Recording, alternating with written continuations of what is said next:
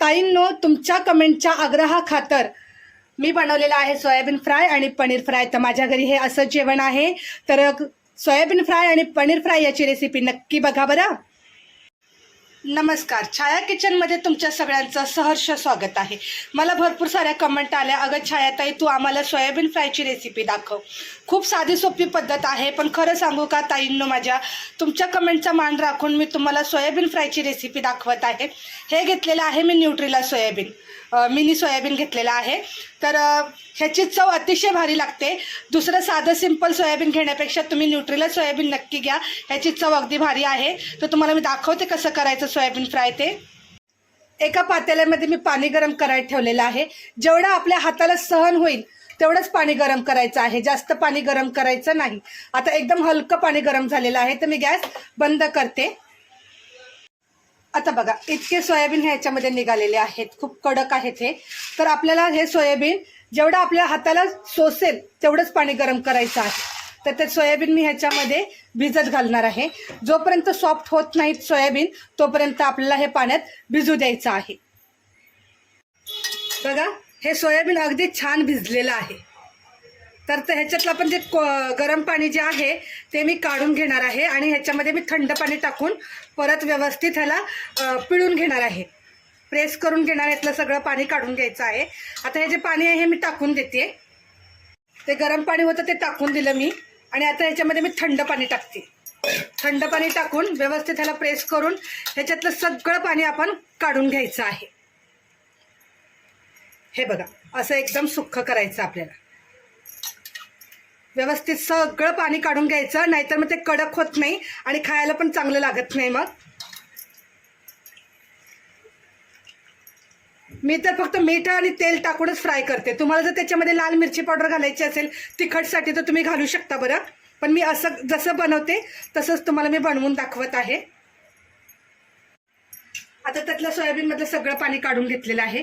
कढई मी गरम करायला ठेवली होती. अगदी थोडंसं हलकंसं तेल घालायचं, एक चम्मच तेल घातल्यानंतर त्याच्यामध्ये आपण हे सोयाबीन सुक्कं करून घेतलेलं आहे ते टाकायचं आणि त्याच्यात चवीनुसार मीठ घालते आता.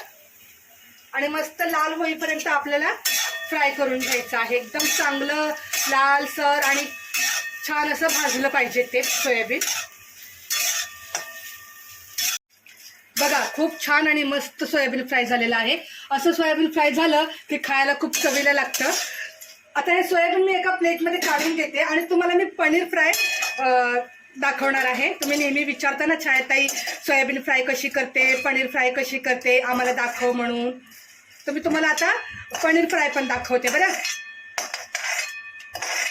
हे झालं बघा सोयाबीन फ्राय. आता पुढची recipe paneer fry. Soybean fry झालेलं आहे. तर हे आणलेलं आहे paneer, milky mist paneer. 50 gram protein आहे याच्यामध्ये. तर 200 ग्राम हे पनीर आहे 100 रुपयाला. तर माझ्या मुलाला हेच पनीर आवडतं म्हणून तो डीमार्टमधून नेहमी घेऊन येतो. तर आता मी हे खोलते. माझ्या मुलाचं हे डाईटचं जेवण असतं बरं का. कारण एक जणीने कमेंट केली की ताई रोज रोज सोयाबीन खाऊन कंटाळा येत नाही का. तर नाही, आता हे आजकालच्या मुलांचं हे असलं डाईटचं जेवण असतं, त्याच्यामुळे काही कंटाळा वगैरे त्यांना येत नाही. हे बघा, खूप छान आणि मस्त पनीर आहे. तर ह्याचे मी आता छोटे छोटे तुकडे करून घेते, मग पुढे तुम्हाला दाखवते. तर आता पनीर फ्राय करण्यासाठी मी ह्याचे पनीरचे असे तुकडे करून घेतलेले आहेत. हे बघा असे.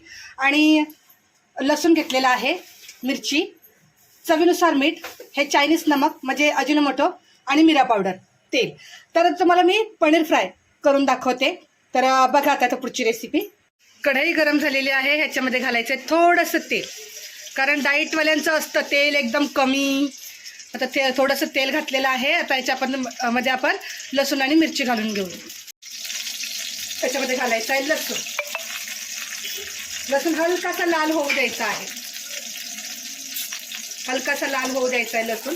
कारण माझा मुलगा नेहमी म्हणतो की गार्लिक पनीर फ्राय, त्याच्यामध्ये जास्त लसूण घालायचा. तर हलकासा असा गुलाबी रंगावरती लसूण फ्राय झाला की त्याच्यामध्ये घालायची मिरची. मिरची हलकीशी लाल होऊ द्यायची, गॅस कमी करायचा, हलकीशी फ्राय करायची आहे मिरची पण. आता आपण याच्यामध्ये घालूया पनीर. अगदी साध्या सोप्या पद्धतीने आहे बरं. पण तुम्ही सगळ्यांनी मला सांगितलं की आम्हाला ताई रेसिपी बघायची आहे, म्हणून मी तुम्हाला दाखवत आहे. आता याच्यामध्ये टाकायचं आहे आपल्याला चायनीज नमक, चवीनुसार मीठ आणि मिरा पावडर म्हणजे ब्लॅक पेपर. आणि आता छान व्यवस्थित त्याचा कलर चेंज होईपर्यंत आपल्याला पनीर फ्राय करायचं आहे. हे झालं बघा आपलं पनीर फ्राय. खूप छान आणि लालसर भाजलेलं आहे. तर आता मी गॅस बंद करते आणि काय काय जेवण आहे ते मी तुम्हाला दाखवते. तर बघा आज मी काय काय बनवलेलं आहे. Paneer fry, soybean fry, Indrayani तांदळाची खिचडी आणि हे सॅलड आहे काकडी आणि गाजर. तर माझा तर उपवास आहे, तर माझ्या मिस्टरांसाठी बनवलेलं आहे वांग्याचं कालवण, आंब्याचा खार आणि ज्वारीची भाकरी. तर अशा प्रकारे माझ्या घरी जेवण बनलेलं आहे. तर तुमच्या आग्रहाखातर मी बनवलेलं आहे सोयाबीन फ्राय आणि पनीर फ्राय. याची रेसिपी आवडली तर नक्की लाईक करा, शेअर करा, सबस्क्राईब करा.